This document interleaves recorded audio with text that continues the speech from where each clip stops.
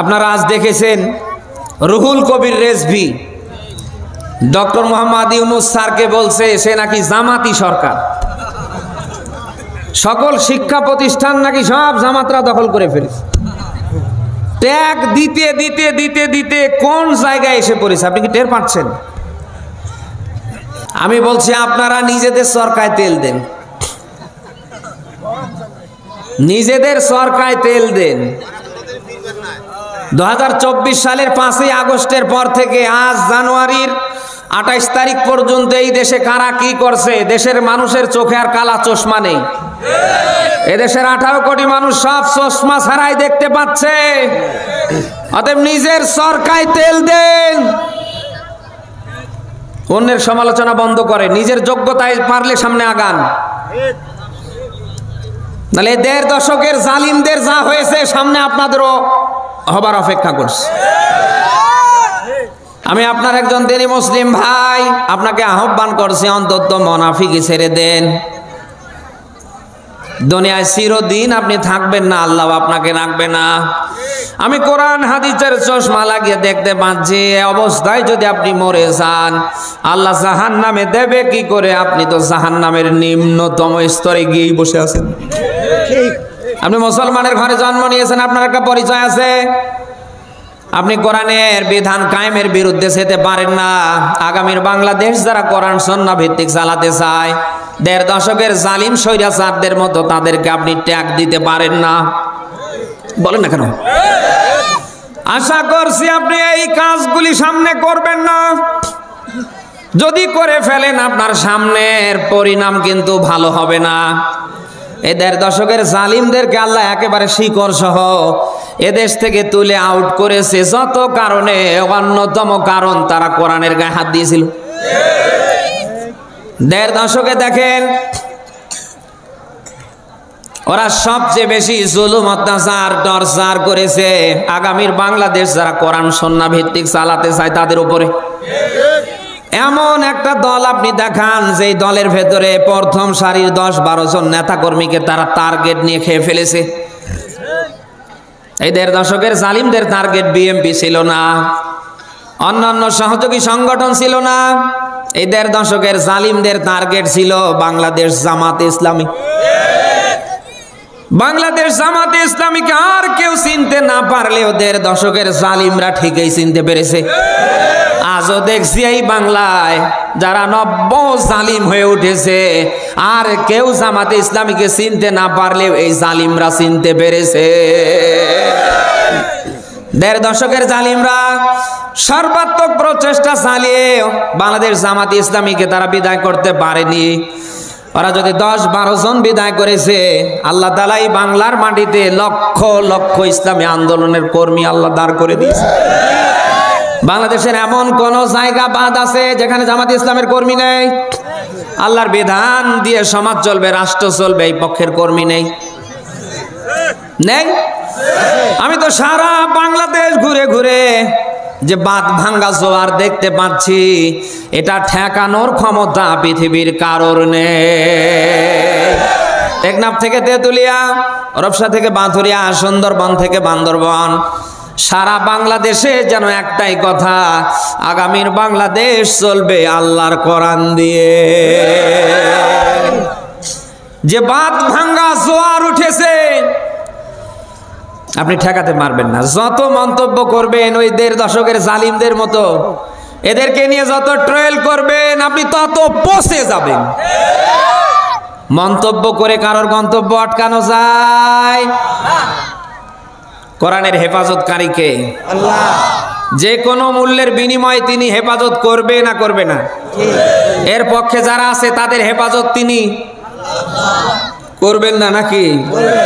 আপনি যতই চেষ্টা করেন জালিমরা 1.5 দশক ক্ষমতায় থেকে সর্বাত্মক প্রচেষ্টা চালিয়ে বিদায় করতে পারেনি। আর আপনি তো কনেক আর সলিমউদ্দিন আর কলিমউদ্দিন, পারবেন না। আপনি নামাজ পড়ছেন কোরআন দিয়ে, অথচ আগামীর বাংলাদেশ কোরআন সুন্নাহ ভিত্তিক যারা চালাতে চায় তাদের দেখে আপনি ট্রয়েল করেন, ইয়ার কি মারেন না? আপনার অবস্থাও আব্দুল্লাহ ইবনে উবাইর মতো হবে। রসুলের মতো মানুষ যদি জানাজা নিয়ে দাঁড়িয়েও জানাজা কবুল না হয়, তামাম পৃথিবীর হুজুররা আপনার জানাজা নিয়ে দাঁড়ালেও জানাজা টেকবে না।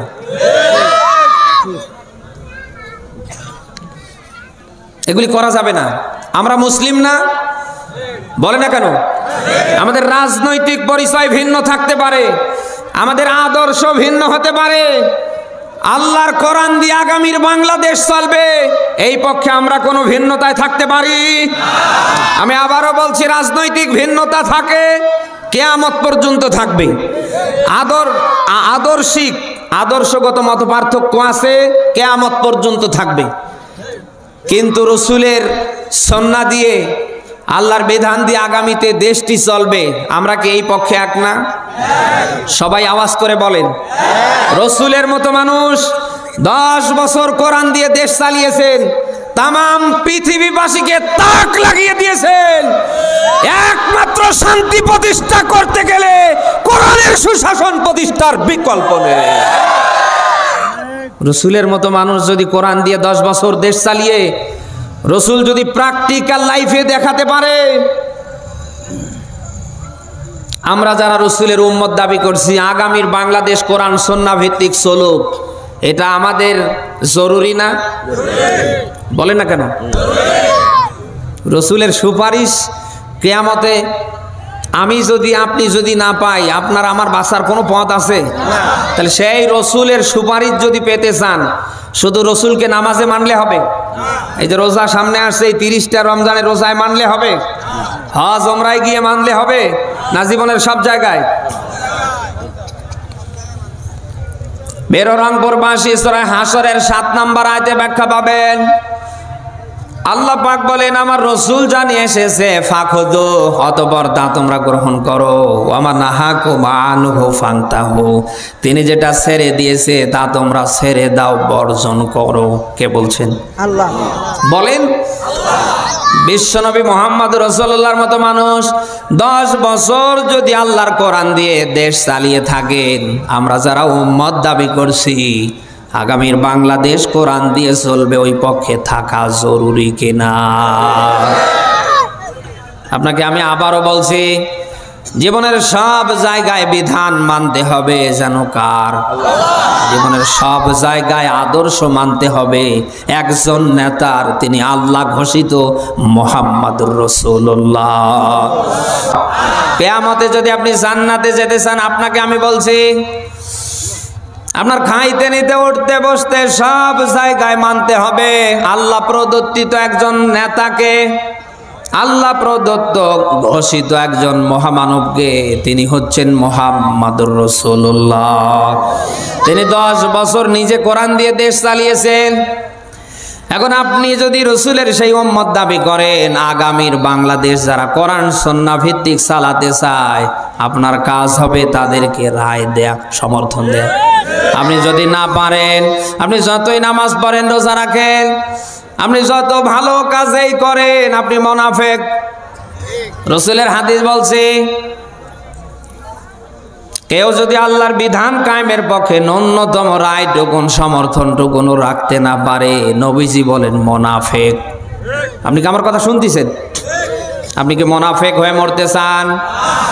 কালকে থেকে আপনার আমার প্রত্যেকের কাজ হবে, আমরা নিজেরা কোরআন মানব। আগামীর এই বাংলাদেশে কি করে মানানো যায়, ওই পক্ষে আমরা কাজ করব।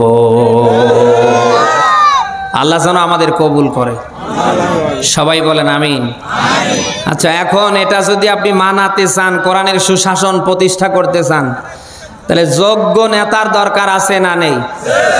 যে নেতা বিশ্বাস করে না যে কোরআনে রাজনীতি আছে, সমাজনীতি আছে, অর্থনীতি আছে, যে নেতা শরিয়া আইনে বিশ্বাস করে না, এই নেতা আগামীর বাংলার চেয়ারে বসলে তো কোরআন দিয়ে দেশ চালাবে নাকি? হ্যাঁ? যে নেতার বিশ্বাস নেই শরিয়া আইনের প্রতি, যে নেতার বিশ্বাস নেই আল্লাহর কালাম কোরআনের প্রতি, এই নেতা যদি কোনোভাবে বাংলার চেয়ারে বসে, এ নেতা তো কোরআনের সুশাসন প্রতিষ্ঠা করবে। তাহলে আবার কোন মাপের নেতা বসাতে হবে আপনি কি টের পাচ্ছেন? মসজিদের ইমাম নিয়োগের ক্ষেত্রে আপনি কি যাকে তাকে ধরে বসান? না যোগ্যতা পরীক্ষা করেন? দেখেন ইমাম সাহেব লম্বা কিনা, দেখতে সুন্দর কিনা, ইমাম সাহেবের তেলাওয়াত ঠিক আছে কিনা, ইমাম সাহেব জুমার খুতবা ঠিকভাবে দিতে পারে কিনা। সামান্য 200, 400, 500, 1000 মানুষের ইমাম বানাতে গিয়ে যদি আপনি এত যোগ্যতা দেখেন, আগামীর 2 উপজেলার জন্য যাকে আপনি প্রতিনিধি হিসাবে সিলেক্ট করতে যাচ্ছেন তারও যোগ্যতা ওই রকম দেখার দরকার আছে না? আপনি কি এভাবে নেতা নির্বাচন করতে পারবেন? পারবেন তো? এই যে সামিয়ানার নিচে আর ভোট আসলে তো মাথা ঠিক থাকে না, যারা ভোটার ওদেরও মাথা ঠিক থাকে না, যারা ভোটে দাঁড়াবে ওদেরও মাথা ঠিক থাকে না। ভোটারদের টার্গেট হলো লাল পানি আর টাকা। টাকা নিয়ে ভোট দেন, কারা হাত তোলেন? ওই যে চাচা আছে তো, চাচা এমনি হাত উঠায়নি। কারণ ভোটের সিজন আসলেই আমরা দেখতে পাই টাকার ব্যাগ নিয়ে, বস্তা নিয়ে মানুষ বাড়ি বাড়ি ঢুকে পড়ে।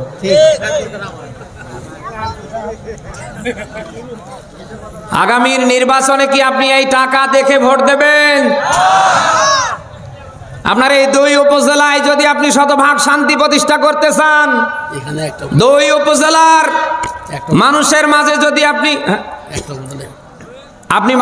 মানুষের ভেতরে যদি বৈষম্য দূর করতে চান, এই উপজেলায় যদি আপনি ইনসাফ প্রতিষ্ঠা করতে চান, যোগ্য ন্যায় নীতি নিষ্ঠাবান মানুষকে আগামীর চেয়ারে বসার দরকার আছে না নেই?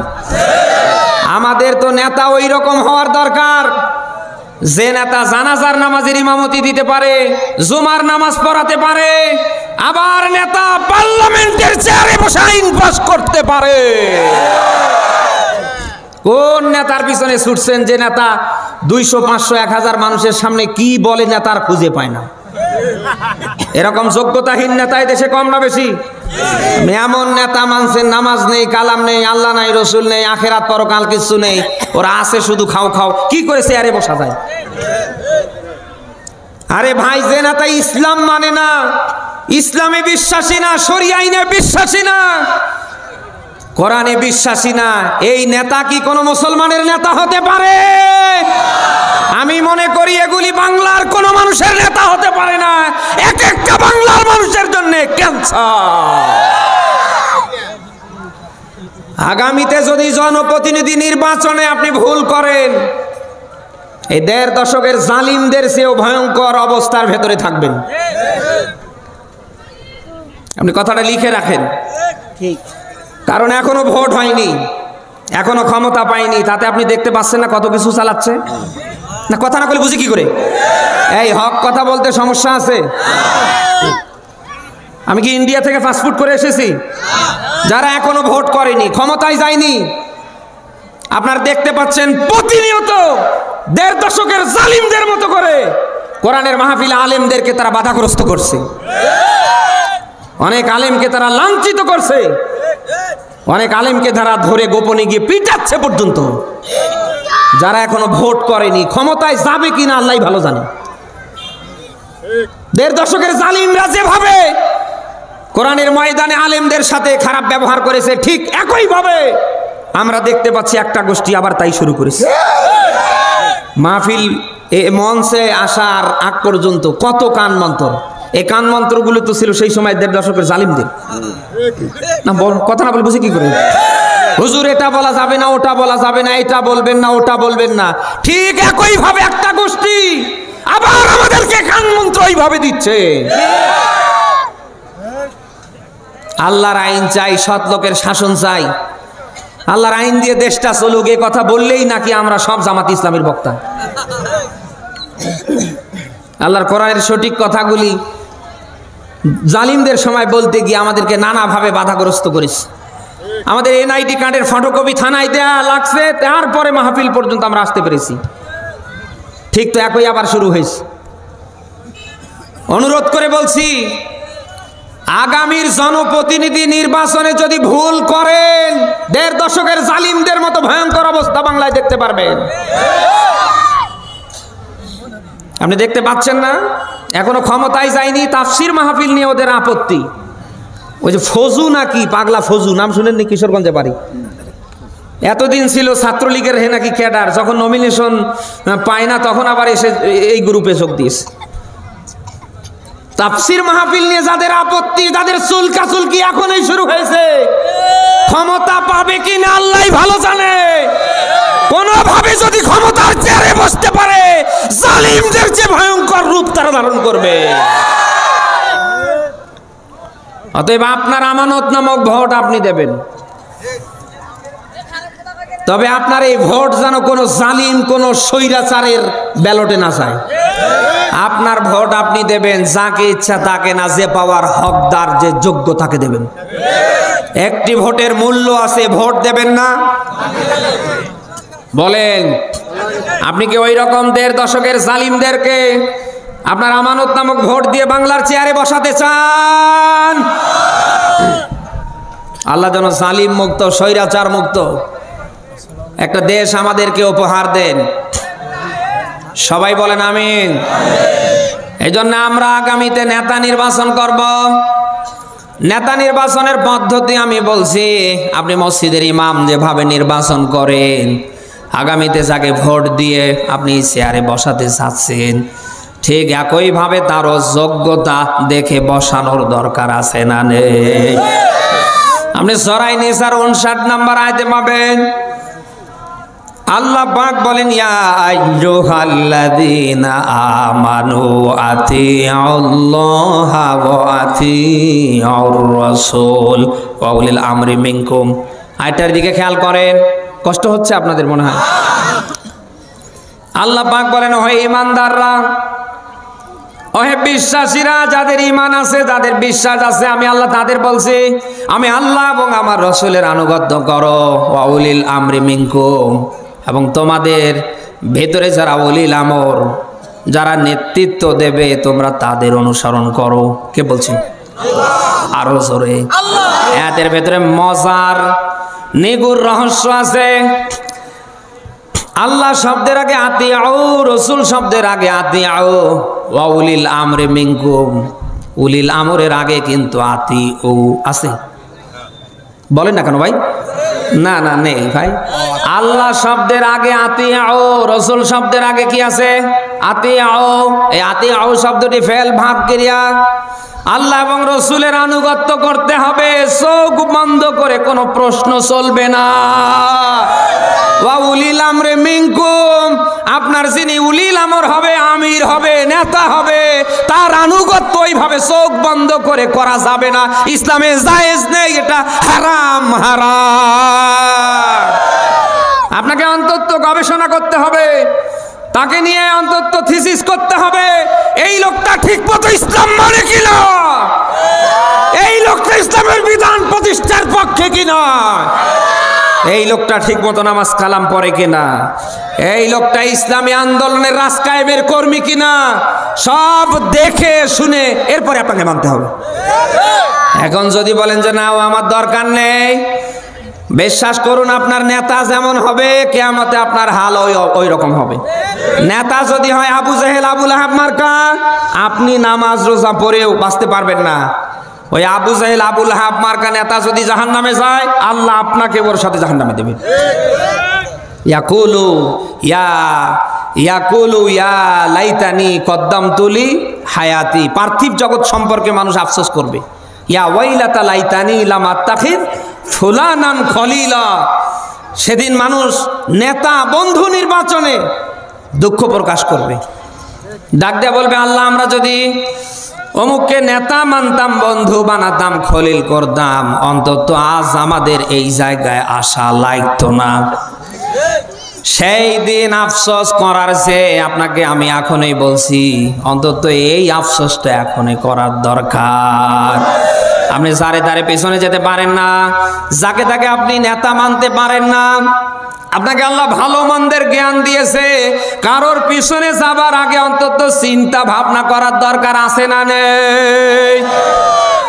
একটা ছাগল দেখবেন বাজার থেকে কিনে আনার পরে রশি ধরে টানছেন, তাড়াতাড়ি আয়, ও আসতে চায় না, ওর দুইটা পা দিয়ে ব্রেক ধরে, ওর চিন্তা যেন দুইটা। ছাগল চিন্তা করে, মালিক আমারে রাতের বেলায় নিয়ে যে জবাই করবে, না আমার দ্বারা বংশ বাড়াবে। একটা ছাগল যারে তারের সাথে আসতে চায় না। আমরা মানুষ, পৃথিবীর সৃষ্টির ভেতরে আল্লাহ তাআলা আমাদেরকে ভিআইপি করেছেন, অথচ যেই আমাদের ডাক দেয় আমরা কাউকে না বলতে পারি না। কথা না বলে ভালো মন্দের জ্ঞান থাকার পরে কোনো মানুষ যদি ভালোটাকে ভালো বলতে না পারে, মন্দটাকে মন্দ বলতে না পারে, ওটা আর মানুষের ভিতরে থাকে না। ১৫০০ বছর পূর্বে আল্লাহ ব্যাখ্যা দিয়েছেন, ওটা মানুষ না, ওটা চতুষ্পদ জন্তু, জানোয়ারের চেয়েও খারাপ। আপনি সূরা আরাফ ৭ নম্বর সূরার ৯ নম্বর পারার ১৩ নম্বর পৃষ্ঠার প্রথম নম্বর লাইনের ১৭৯ নম্বর আয়াতের শেষ অংশে দেখবেন, উলাইকা কাল আনআম বাল হুম আদল। উলাইকা শব্দ লাগিয়ে আল্লাহ দেখিয়ে দিলেন, এই লোকগুলি এরা মানুষ না, এরা চতুষ্পদ জন্তু, জানোয়ার, বাল হুম আদল, তার চেয়েও খারাপ। আপনি কথা কি আমার শুনতে পান? ভালো মন্দের জ্ঞান থাকার পরে আপনি যদি ভালোকে ভালো বলতে না পারেন, ভালোকে ভালো হিসাবে গ্রহণ করতে না পারেন, মন্দকে মন্দ বলতে না পারেন, আপনি আর মানুষ নেই, আপনি চার পাওয়ালা জন্তু, জানোয়ার, কুত্তার চেয়েও খারাপ। আপনি ২০২৪ সালের ৫ই আগস্টের পর থেকে দেখছেন এই দেশে কারা মানুষের কল্যাণে রাজনীতি করছে, কারা মানুষের ইনসাফ প্রতিষ্ঠার পক্ষে দৌড়ে বেড়াচ্ছে, কাজ করছে, আর কারা ৫ তারিখের পর থেকে আজ জানুয়ারির ২৮ তারিখ পর্যন্ত কারা পেটের ধান্দায় ঘুরছে। এটা দেখার পরেও যদি আপনি বলেন যে না ওরাই ভালো আছে, আমি মাসলা দিয়ে গেলাম, আপনি আর মানুষের ভেতরে নেই, আপনি মানুষ থেকে চার পাওয়ালা জন্তু, জানোয়ার, কুত্তার চেয়েও খারাপ হয়ে গিয়েছেন। এই যে মানুষ ভালো মন্দের জ্ঞান পাবার পরে ভালোটাকে ভালো বলতে পারে না, ওকে মানুষ বলা যায়? ও কিসের মানুষ? আপনি দেখতে পাচ্ছেন ২০২৪ সালের ৫ই আগস্টের পর থেকে বাংলাদেশে কারা কি করছে। চর্ম চোখে দেখার পরেও যদি ভালোকে ভালো বলতে না পারেন, মন্দকে মন্দ বলতে না পারেন, আমি বলছি আপনি মানুষের ভেতরে নেই, আপনি কুত্তার চেয়েও খারাপ। কিসের নামাজ পড়েন, কিসের রোজা রাখেন? নামাজের কাজ কি? এই নামাজের কাজ এই যারা খারাপ কাজ করে তাদের সমর্থন করা না, যারা সাদাবাজি করে তাদেরকে সমর্থন করা, হ্যাঁ, যারা মানুষের উপরে জুলুম করবে, যারা মানুষের উপরে জুলুম করে, নামাজের কাজ এই নাকি? আপনি সূরা আনকাবুতের ৪৫ নম্বর আয়াতে পাবেন, আল্লাহ বলেন ইন্নাস সালাতা তানহা আনিল ফাহশাই ওয়াল মুনকার, নিশ্চয় নামাজ তামাম ফাহিশা মন্দ কাজ থেকে তোমাদের ফিরিয়ে রাখবে। এ কথা আমার না আল্লাহর। এদের ব্যাখ্যা হাদিস পাবেন, নবীজি বলেন যে নামাজ মানুষকে অন্যায়, অপকর্ম, অশ্লীলতা, খারাপি, মন্দ থেকে ফেরাতে পারে না, ওর নামাজ যেন নামাজই না। আপনি কিসের নামাজ পড়েন? আপনি দেখতে পাচ্ছেন ওই লোকটা জালিম, স্বৈরাচার, আপনি দেখতে পাচ্ছেন ওই লোকটা এখনো ক্ষমতায় আসেনি, তাতে পুরো উপজেলার জায়গা জমি দখল করবার শখ হাতে নিয়েছে। আপনি টের পাচ্ছেন না? আরে ভাই, নিজের চর্ম চোখে দেখতে পাচ্ছেন আপনার নামাজ হয়, এরপরও আপনি ওই লোকটারে ছাপাই গাচ্ছেন। ১.৫ দশকের জালিমরা এ দেশটাতে এত কিছু করলো, আমরা দেখতে পাচ্ছি এদেশের এক শ্রেণীর মানুষ আছে এখনো তাদের নিয়ে মায়া কান্না করছে। তাহলে এগুলি মানুষ না জানোয়ার? কুত্তার চেয়েও খারাপ। ১.৫ দশকের এই জালিমরা এই দেশটাতে কি না করেছে বলেন, আমার বলেন। আমরা যখন ১০০০ টাকার নোট নিয়ে বের হতাম, আমরা ব্যাগ ভর্তি করতে পারতাম না, হাহাকার নিয়ে বাড়িতে ফিরে আসা লাগতো। সেই সময় এই জালিমরা, স্বৈরাচাররা কেউ বেগম পাড়া, কেউ সাহেব পাড়া বানিয়েছে। হাজারো নিরপরাধ মানুষকে তারা গুম করেছে, অন্যায়ভাবে আয়না ঘরে আটকে রেখেছে। আল্লাহর আসমানে নিচে জমিনের উপরে শ্রেষ্ঠ মানুষগুলিকে তারা ফাঁসির দড়িতে ঝুলিয়ে জীবন নষ্ট করেছে। এত কিছু করবার পরেও আমরা দেখতে পাচ্ছি এক শ্রেণীর মানুষ বলছে না ওরাই ভালো ছিল।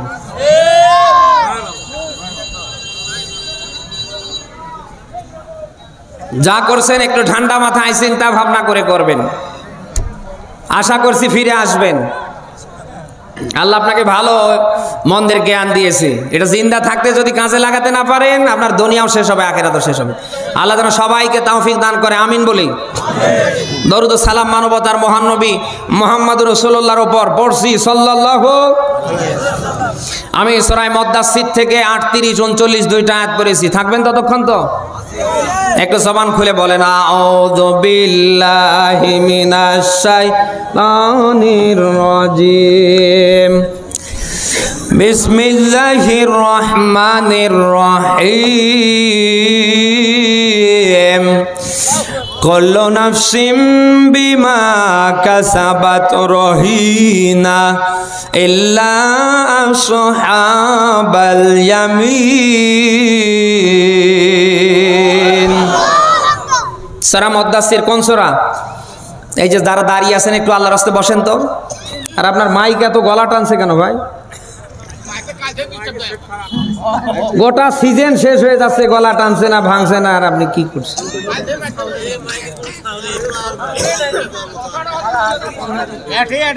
যুবক মানুষ হচ্ছে বুড়ো হয়ে যাচ্ছে ভাই, আমার একটা কলিজা পর্যন্ত শুকে যাচ্ছে। সূরা মুদ্দাসসির, এই যে দাঁড়িয়ে থাকা ভাইদের বলছি, অনুরোধ করে বলছি আর কয়েকটা মিনিট বসেন বসেন। সূরা কি? মুদ্দাসসির 74 নম্বর সূরা, 29 নম্বর পারা, আর আমরা 38, 39 দুইটা আয়াত পড়েছি। আল্লাহ পাক বলেন কুল্লু নাফসিম বিমা কাসাবাত রহিনা। এই বলছি একটু আবেগ দিয়ে নেবেন। আল্লাহ পাক বলেন প্রত্যেকটা মানুষ কিয়ামতের ময়দানে, এই যে রহায়ানুন, রহিন মানে আটকা পড়া, রহিন মানে ধরা খাওয়া, জাহান্নামে যাওয়া। আল্লাহ বলেন কিয়ামতে প্রত্যেকটা মানুষ আটকা পড়বে, ধরা খাবে তার কর্মের কারণে। কথা শুনতেছেন? যার কর্ম দুনিয়ায় যেমন হবে তাকে তেমন প্রতিফল দেবে। বলেন বলেন বলেন। আপনাকে আল্লাহ দুনিয়ায় খেলা করার জন্য পাঠায়নি।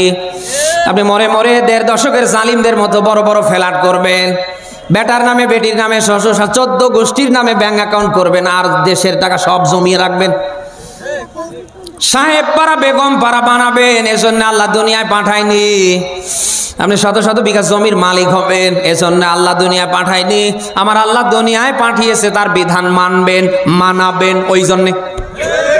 এখন দুনিয়ায় আপনি যেমন কর্ম করবেন, আমি আবারও বলছি, আপনাকে আল্লাহ কিয়ামতে তেমন প্রতিফল দেবে। আপনি যদি দুনিয়ায় জিন্দা থাকতে আমার আল্লাহর শতভাগ টার্গেট পুরা করে মরতে পারেন, কিয়ামতের ময়দানে আল্লাহ আপনাকে অবশ্যই জান্নাত দেবে। সেই জান্নাতে যাওয়ার দরকার আছে না নেই? গোটা কোরআন শরীফ দেখবেন 6236 আয়াতে কারিমা আমি বারংবার পড়েছি। জান্নাত শব্দ যেখানে, পাশাপাশি আমি জাহান্নামের কথা পেয়েছি। এই জান্নাত শব্দের আগে দুইটা কথা বারবার আমি পেয়েছি, একটা ঈমানের কথা আর একটা ভালো কাজের কথা। আল্লাহ বলেন ঈমান নিয়ে যারা দুনিয়ায় ভালো কাজ করবে, এরা বড় সোগার নারী হোক, এদেরকে আল্লাহ জান্নাতে প্রবেশ করাবে। যার ব্যাখ্যা সূরা নিসার 124 নম্বর আয়াতে পাবেন, ওয়া মাইয়া আমাল মিনাস সালিহাতি মিন যাকারিন আও উনসা ওয়া হুয়া মুমিনুন ফাউলাইকা ইয়াদখুলুনাল জান্নাহ। বলেন আল্লাহু আকবার। কোরআন শরীফে আছে একটা তো। আল্লাহ পাক বলেন পুরুষ হোক আর নারী হোক, যারা ঈমান নিয়ে দুনিয়ায় ভালো কাজ করবে, এদেরকে অতঃপর জান্নাতে প্রবেশ করাবে। আরো জোরে। সেই জান্নাতে প্রবেশ করতে গেলে আমাদের ভালো কাজের দরকার আছে না নেই? কখন মরে গেলে? কখন? এখনই, মানে এই মুহূর্তেই। কারণ এখান থেকে উঠে যেতে পারবেন আর কোনো গ্যারান্টি আছে? কত ভালো মানুষ রাতের বেলা খেয়ে দিয়ে ঘুমিয়ে যায়, সকালে আর উঠতে পারে না। আপনার অবস্থাও তো এরকম হতে পারে, বলেন না কেন? মরণের যেহেতু কোনো গ্যারান্টি নেই, নিঃশ্বাসের যেহেতু কোনো বিশ্বাস নেই, এই আছে এই নেই, আপনাকে এখন এই মুহূর্তে সিদ্ধান্ত নিতে হবে মরার আগ পর্যন্ত আপনি যেন ভালো কাজ করতে পারেন। আর আপনার এই ভালো কাজটা হবে কার জন্যে?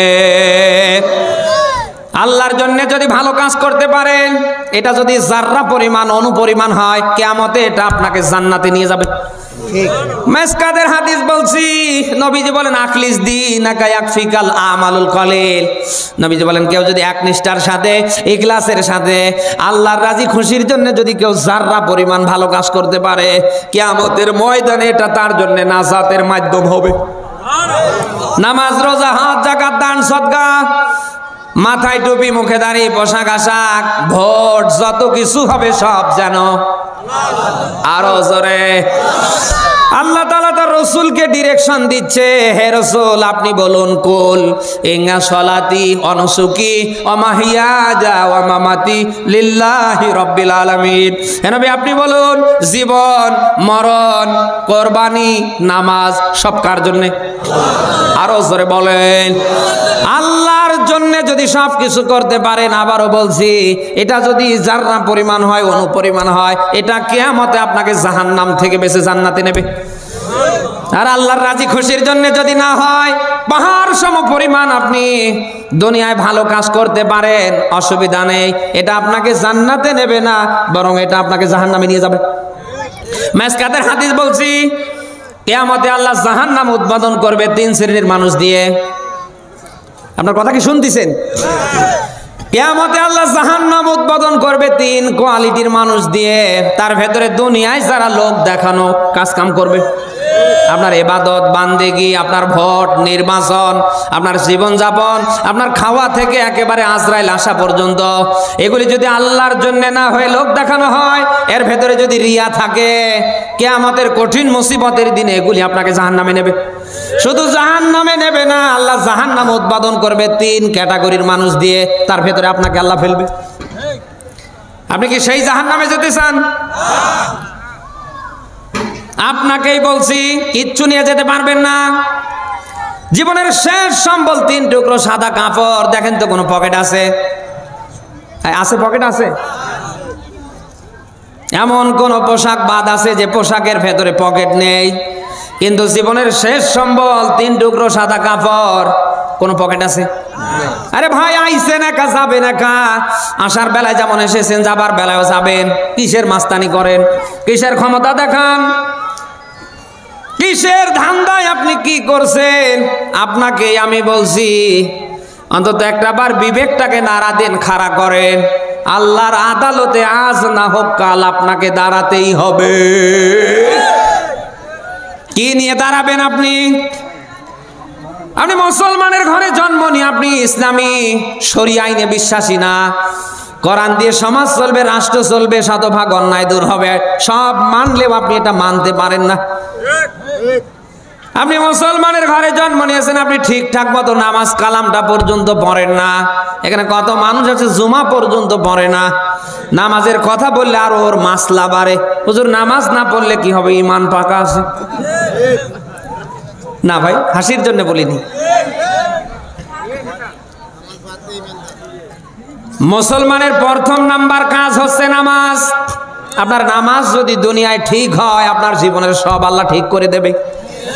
নামাজের ভেতরে যদি গন্ডগোল থাকে, নামাজ যদি ঠিক না হয়, সলিড না হয়, আপনার জীবনের সব আল্লাহ ব্যাঠিক করে দেবে। এজন্যই তো বাংলাদেশ জামাতে ইসলামী, বাংলাদেশ ইসলামী ছাত্র শিবির করতে গেলে তাকে 30 দিনে নামাজের হিসাব দিতে হয়। একা একা নামাজ না, 30 দিনে জামাতে কত ওয়াক্ত নামাজ পড়েছেন এটা দেখাতে হয়। কত না বলে বুঝি কি? যদিও জামাতে ইসলাম নিয়ে অনেকের নাক ছিটকা ছিটকে আছে, মামু তোমার ওই রকম সংগঠন এটা না, এখানে সমর্থক হওয়ার যোগ্যতা 10 বছর ঘুরেও রাখতে পারবে কিনা আল্লাহ ভালো জানে। এই সংগঠন ওই সংগঠনের মতো না যে ওই 2, 4, 5 জন রে ফালাই দিলাম, 10 বিঘা জমি দখল করলাম, এই করলাম সেই করলাম, আর বড় পথ পেয়ে একেবারে উপরে উঠে গেলাম। এই সংগঠন করতে গেলে যোগ্যতা লাগে। একটা সমর্থক তাকেও 30 দিনে জামাতে কয় ওয়াক্ত নামাজ পড়ে দেখাতে হয় না? কথা না বলে বুঝে কি করে? এরপরে আনত দেয়া লাগে না নাকি? আর ভিতরে তো কোনো কাজ নেই নাকি? আদর্শ ভিত্তিক একটা সংগঠন বাংলাদেশ জামাতে আরো জোরে বলেন। ওয়ার্ড পর্যায় থেকে সারা বাংলাদেশ আপনারা দেখছেন কর্মী সম্মেলন হচ্ছে, সদস্য আপনার এই যে রোকন সম্মেলন হচ্ছে, আপনি কি দেখেছেন কোন দিন খাওয়া দাওয়া নিয়ে গুতুগুতি হয়েছে? চেয়ার ভাঙ্গাভাঙ্গি হয়েছে? পদ নিয়ে কারাকারি হয়েছে? না কয়েকটা মাথা ফাটাফাটি হয়েছে নাকি? আদর্শ ভিত্তিক একটা সংগঠন, নাম কি? আরো জোরে। বাংলাদেশে যত সংগঠন আছে, দল আছে, শুধু একটা মাত্র দলে নামাজের 30 দিনের হিসাব তার উপর লেভেলের নেতৃবৃন্দকে দিতে হয়। সেই সংগঠন, সেই দল হচ্ছে বাংলাদেশ জামাতে। জামাতে যারা জামাতে ইসলামীতে এখনো যোগ দেননি, ভুল করছেন। আশা করছি কালকেই যোগ দেবেন। যাদের কলিজার টুকরো সন্তানকে বাংলাদেশ ইসলামী ছাত্র শিবিরে দেননি, আমি মনে করছি আপনি ভুল করছেন। মা বোন যারা এসেছেন, আপনাকেই বলছি, আপনার সন্তানের চরিত্র আদর্শ যদি ঠিক করতে চান, ছাত্রলীগের সন্ত্রাসীদের চরিত্র আদর্শ থেকে আপনার সন্তানকে যদি মুক্ত করতে চান, আপনাকে সন্তান হিসাবে, ছোট ভাই হিসাবে আহ্বান করছি, পারলে সন্তানদেরকে বাংলাদেশ ইসলামী ছাত্র শিবিরে যদি ছেলে হয় দিয়ে দেবেন, আর মেয়ে হলে ইসলামী ছাত্রী সংস্থায় দেবেন। পারলে আপনি নিজেও মহিলা শাখায় যুক্ত হবেন। বাঁচার যদি পথ থাকে, একমাত্র পথ কোরআনের পথ। দল যদি করতেই হয়, যে দলে কোরআন আছে, ইসলাম আছে, আল্লাহ আছে, রসুল আছে, ওই দল করবেন। যদি বাঁচতে চান, নাজাতের পথ একটাই। কার পথ? মুসলমানের ঘরে জন্ম নিয়ে নামাজ কালাম ঠিক মতো পড়েন না, আপনি কি নিয়ে দাঁড়াবেন আমারে বলেন? আপনি যা করেছেন আপনার হিসাব আপনার স্ত্রী দেবে, আপনার ছেলে মেয়ে দেবে, আপনার নেতা দেবে নাকি? যে নেতার ইশারা ইঙ্গিতে কোরআনের মাহফিল ভেঙে দিচ্ছেন, আলেমদের আসতে দিচ্ছেন না, আল্লাহর আসমানের নিচে জমিনের উপরে আপনি জানেন ওর মতো ভালো মানুষ নেই, আপনি শুধু মিথ্যাচার করছেন, এ নেতা তো কিয়ামতে বাঁচাবে নাকি? না ভাই, ওই দিন আপনার হিসাব কোনো নেতা দেবে না, খেতা দেবে না, আপনার স্ত্রী সন্তান সন্ততি কোনো মানুষ আপনার হিসাব ওই দিন দেবে না। আপনার হিসাব দানের জন্য আপনি নিজেই যথেষ্ট। ওয়াকাফা বিনাফসিকাল ইয়াউমা আলাইকা হাসিবা। আপনার হিসাব দানের জন্য আপনি নিজেই যথেষ্ট। কোনো আইনজীবী লাগবে না, কোনো আইনজীবী লাগবে না, জজ লাগবে না, ব্যারিস্টার লাগবে না। আপনার হিসাব দানের জন্য আপনি নিজেই যথেষ্ট। ওই দিন আল্লাহর আদালতে আপনাকে আল্লাহ দাঁড় করাবে। সর্বপ্রথম আমার আল্লাহ আপনার জবানটা বন্ধ করে দেবে, আপনার জবানে আর কথা বের হবে না। মর্দের ভেতরে আল্লাহ তাআলা হাতকে ডাক দেয়া বলবে, বান্দার হাত, বল তোরে দিয়ে আমার বান্দা 90 বছর কি করেছে।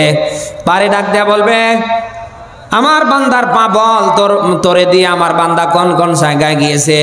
আজ হাত দিয়ে যা ইচ্ছা তাই করছেন, পা দিয়ে যেখানে যাওয়ার কথা আপনি সেখানে মোটেও যাচ্ছেন না, যেখানে মন চায় যাচ্ছেন। বিশ্বাস করুন, কিয়ামতে এই হাত আপনার আর থাকবে না।